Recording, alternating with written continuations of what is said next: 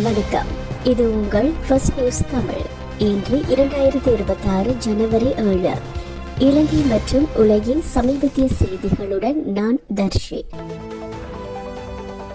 இலங்கை பொருளாதாரம் 2026 5% வளர்ச்சியை எதிர்பார்ப்பு. மீட்பு நடவடிக்கைகளும் முதலீடுகளும் வளர்ச்சிக்கு ஆதாரம்.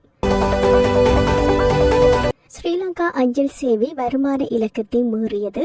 டிஜிட்டல் சேவைகள் மூலம் வருமான உயர்வு.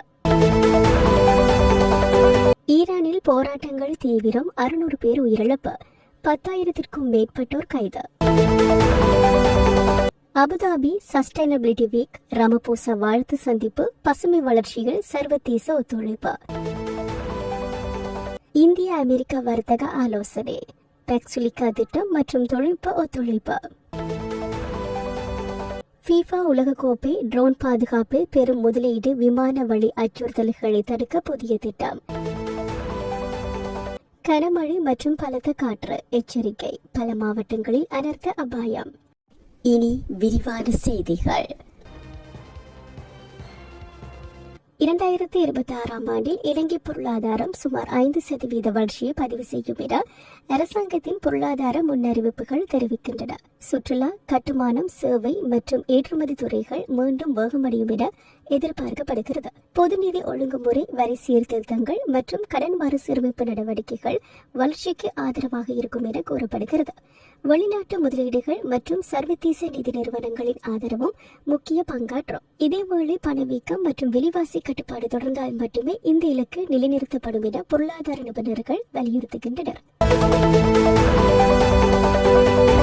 ஸ்ரீலங்கா அஞ்சல் சேவை 2025 ஆண்டுக்கான வருமான இலக்கத்தை மீறி சாதனை படைத்துள்ளதாக அதிகாரிகள் தெரிவித்தனர். டிஜிட்டல் கட்டண சேவைகள், பார்சல் விநியோகம் மற்றும் அரசு சேவை ஒருங்கிணைப்பு இதற்கு காரணமாக கூறப்படுகிறது. நஷ்டத்தில் இயங்கிய துறைகள் மீண்டும் இலாப நிலைக்கு நகர்ந்துள்ளதாக தெரிவிக்கப்படுகிறது. இந்த அரசு சேவை மறுசீரமைப்பின் ஒரு நேர்மறை எடுத்துக்காட்டாக பார்க்கப்படுகிறது. அஞ்சல் சேவையை முழுமையாக நவீனமயப்படுத்த மேலதிக திட்டங்கள் தயாராக உள்ளன. ஈரானில் பொருளாதார நெருக்கடி மற்றும் விலைவாசி உயர்வுக்கு எதிரான போராட்டங்கள் தீவிரமடைந்துள்ளன.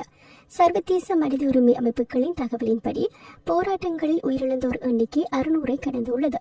இதுவரை 10,000-க்கும் மேற்பட்டோர் கைது செய்யப்பட்டுள்ளதாக தெரிவிக்கப்படுகிறது. நாடு முழுவதும் இணையம் மற்றும் தொலைபேசி சேவைகள் பல இடங்களில் முடக்கப்பட்டுள்ளன. நிலைமையை கட்டுப்படுத்த பாதுகாப்பு படைகள் களமிறக்கப்பட்டுள்ளன.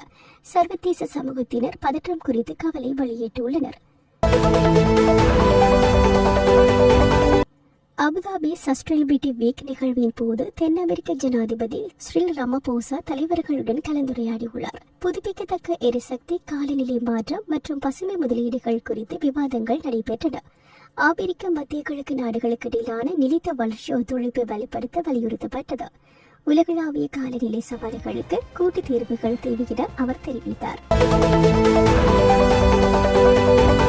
இந்தியா மற்றும் அமெரிக்கா இடையிலான உயர்மட்ட வர்த்தக ஆலோசனைகள் தொடர்கின்றன.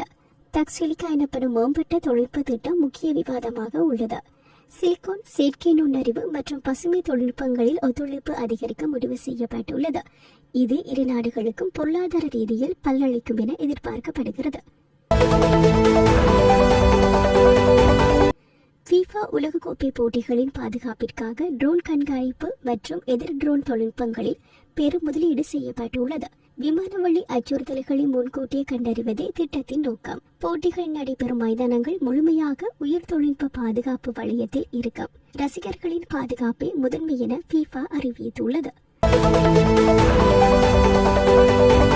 இலங்கையின் பல பகுதிகளில் தொடர்ச்சியான கனமழை பெய்யக்கூடும் என வானிலை ஆய்வு திணைக்களம் எச்சரிக்கை விடுத்துள்ளது.